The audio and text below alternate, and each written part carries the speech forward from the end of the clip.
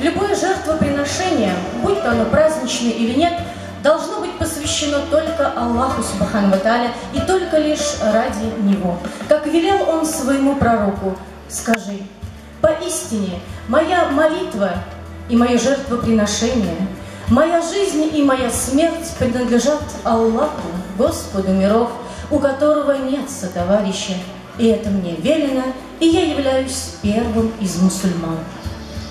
И сегодняшняя наша программа, мероприятие посвящены теме жертвоприношения, но в правильном его понимании. Курбану, который стал символом жертвенности, покорности и служения мусульман во благо всего человечества. И мы приглашаем на нашу сцену председателя и имам-хатыба местной религиозной организации общины мусульман Рисалят, уважаемого Анвара Хазрата Салеева. Добро пожаловать, Анвар Хазрат.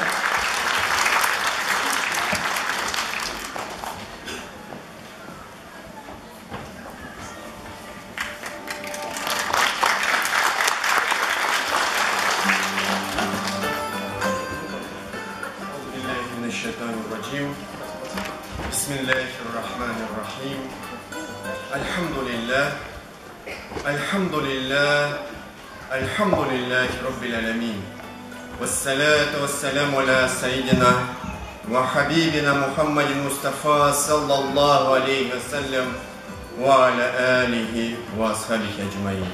اللهم علمنا ما ينفعنا وانفعنا بما علمتنا زدنا علما. يا ربنا زدني علما وفهما والحقني بالصالحين. يا ربنا اشرح لي صدري ويسر لي أمري واحلل عقدة من لساني يفقهوا قولي. Ассаляму алейкум ва рахматуллахи тааля ва баракатух. Мои дорогие братья и сестры, с огромной радостью в сердце я хочу приветствовать каждого из вас. Каждого из вас я хочу поздравить с этими благословенными, светлыми, прекрасными днями праздника Курбан-Байрам. В эти дни мы с вами, альхамдулилля, трудились во имя Аллаха, постарались наполнить наши часы, наши минуты богослужениями, восхвалениями Аллаха Субханаху ва Тааля, шукрами, зикрами. В эти дни мы приносили жертвенных животных, дабы обрести довольство нашего Господа. Мои дорогие братья, задумываясь над глубинным смыслом исламских праздников, мы приходим к мысли о том, что время, предоставленное всемогущим Господом Аллахом Субханаху ва Тааля, в этом мире быстротечно. И каждый из нас непременно покинет эту временную обитель и предстанет перед справедливым, всемогущим Господом.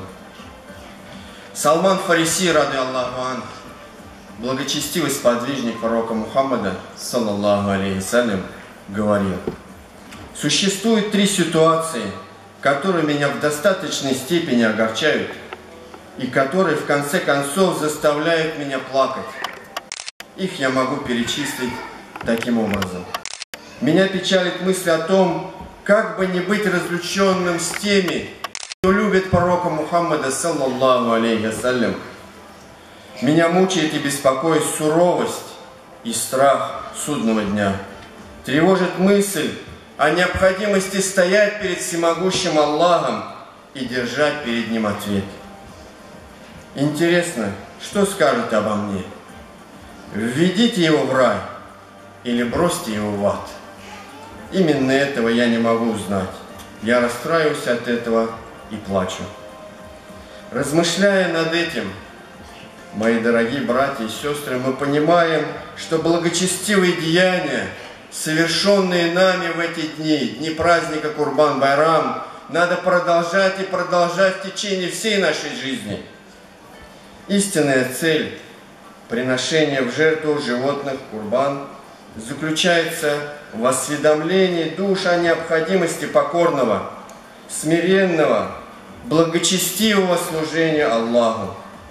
Всевышний Аллах Субханаху ва Тааля в Коране говорит: ни мясо их, ни кровь их не нужны Аллаху, Ему нужна лишь ваша богобоязненность.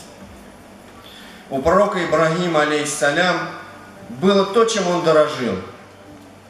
Это его состояние, жизнь и дети. Всевышний Господь подверг его испытанию по каждому из них. Пророк Ибрагим взамен упоминания с похвалой имен Аллаха Субханаху ва Тааля, не задумываясь, отдал свое состояние. Затем, в момент бросания его в огонь Немрудом, он безропотно отказался и от своей жизни. Потом, согласно божественному повелению, с великой смиренностью был готов пожертвовать своим сыном. И вот таким образом он стал другом Аллаха. Он стал Халилюр Рахманом. И вот эти три испытания, достойно пройденные пророком Ибрагимом, алейхиссалям, являются испытаниями, которым в сущности подвергается каждый из нас в течение всей нашей жизни. Чтобы одержать победу и завоевать вечное счастье, мы должны уметь жертвовать благами этого бренного мира во имя истинного хозяина, идя по пути служения Всевышнему Господу. Истинная цель жертвоприношения заключается в осведомлении людей о необходимости служения и жертвенности во имя милостивого Аллаха с благочестием и смирением. Всякий человек пуще глаза своего бережет и заботится о тех, кто ближе всего ему. Всевышний Аллах также больше всех любит и бережет тех из мукминов, кто, проявив жертвенность, привязался к нему всей душой. Они всеми силами своей души желают обрести его любовь.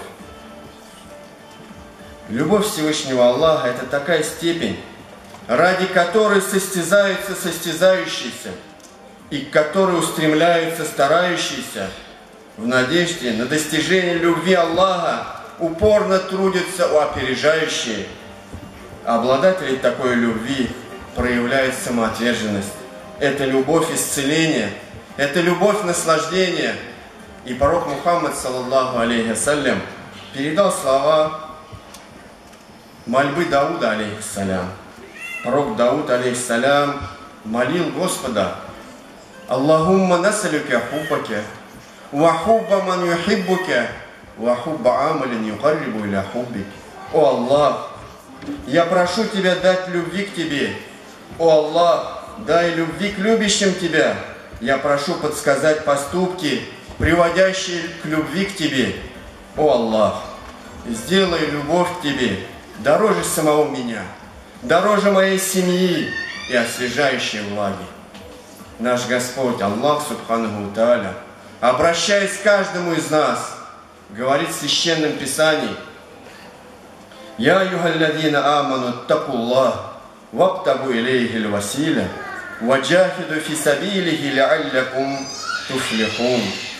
Аллах говорит: «О вы, которые уверовали, обращаясь к каждому из нас, о вы, которые уверовали, бойтесь Аллаха, ищите пути приближения к Нему, усердствуйте на Его пути, быть может, вы преуспеете». И усердие, умение жертвовать бывает разным. Тому, кто дает хлеб, дают хлеб. Тому, кто отдает душу, отдают свою душу. Отдавать душу во имя Господа – вот что значит любовь для зрелого мукмина.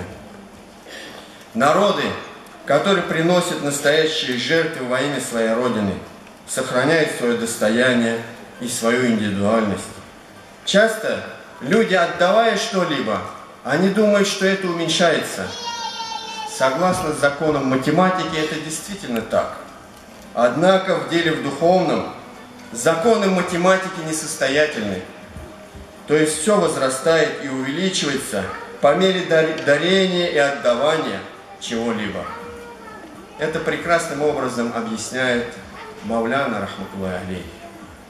Он говорит: посевы опустошают амбар. Посевы опустошают амбар того, кто засеивает землю, но благость этого дела проявится на полях. Однако, если пшеница не будет посеяна и использована своевременно, и будет храниться лишь в амбаре, то тогда ее полностью уничтожит тля, мелкие черви, мыши и так далее. Однажды перед нашим праведным халифом Али, ради Аллаху, остановился нищий. Он обратился к нему с искренней просьбой о помощи. Али сказал своим сыновьям Хасану и Хусейну: принесите деньги из дома. Сыновья подошли к своей маме Фатиме и принесли 6 дирхемов. Это были те дирхемы, на которые Фатима хотела пойти и купить муки, чтобы накормить свою семью. Но она покорно отдала эти деньги супругу. И Али отдал эти деньги бедняку. Бедняк удалился. Прошло совсем немного времени, Али не успел дойти даже до своего дома, как подошел один человек и сказал: «О, Али, я хочу продать тебе своего верблюда за 140 дирхемов». Али, ради Аллаха, сказал: «Хорошо». Он сказал: «Ну, я деньги заберу потом». Привязал верблюда и удалился. Немного спустя подошел другой человек и сказал: «О, Али, продай мне этого верблюда за 200 дирхемов». Али сказал: «Хорошо, забирай». Он взял эти 200 дирхемов, 140 он отдал прежнему владельцу, а 60 отнес Фатиме, ради Аллаху. И он сказал: «Это обещание Всевышнего Аллаха, возьми моя супруга. Кто приходит с добром, получит в 10 раз больше». Это слова Господа нашего, Аллаха Субханаху ва Тааля. Поэтому для воспитания у себя чувства любви и преданности Аллаху и обретения Его любви необходимо суметь стать снадобьем для тех, кто попал в пучину бед. Поддерживать и давать жизнь всем нашим священным ценностям, быть покровителем и защитником нации, Родины – это тоже необходимые условия для возвышенной, благородной любви к Аллаху и в стремлении к обретению Его любви. Любовь к Аллаху – это умение всегда чувствовать, что мы находимся под Его пристальным взором, машаллах, и что мы отвечаем за каждый наш вздох. Это прекрасно чувствовали наши предшественники. Абу Бакр, ради Аллаху анху, однажды, когда стояла прекрасная погода, вышел на улицу. Он посмотрел наверх, наблюдая за проявлением могущества Аллаха. И его взгляд упал на птицу, которая сидела на ветке и красиво, беззаботно щебетала. Тогда, тяжело вздохнув, Абу Бакр, ради Аллаху анху, сказал: «Какая же ты счастливая! Хотел бы я быть как ты. Ведь ты прилетаешь, клюешь плоды со всякого дерева и снова улетаешь. И нет с тебя спроса, и ни за что ты ни перед кем не отвечаешь.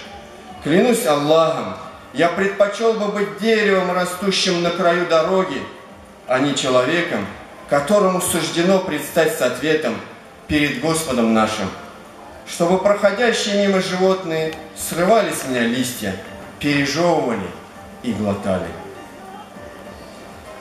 Создатель всегда ждет от своего раба чистой любви, искренней привязанности и благодарности. А Всевышний Господь взамен даже за небольшое рвение и старание дарит великие воздаяния. Важно, избавившись от себялюбия, суметь самое малое деяние превратить в стоящее и ценное.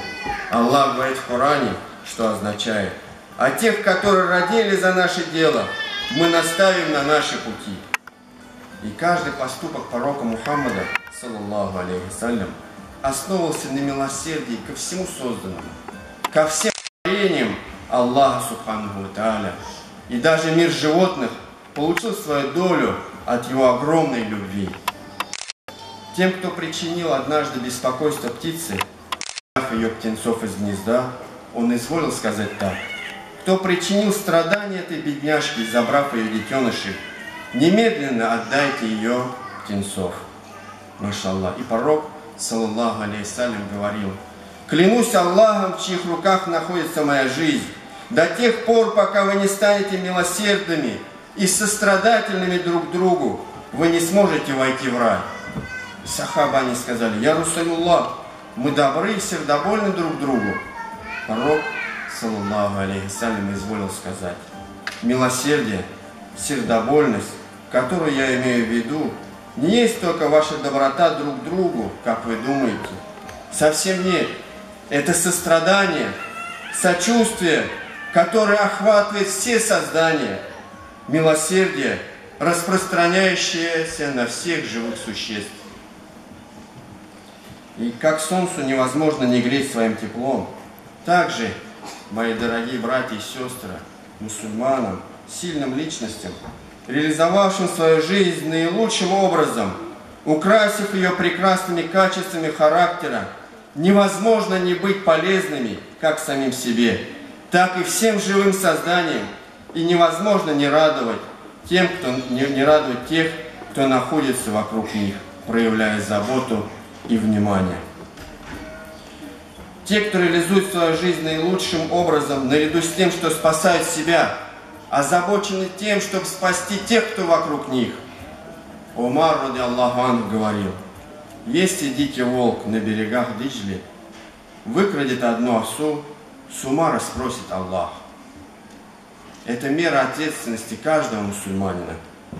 Разве мы также не являемся ответственными за то поколение, которое вокруг нас, за тех, кого бросили на произвол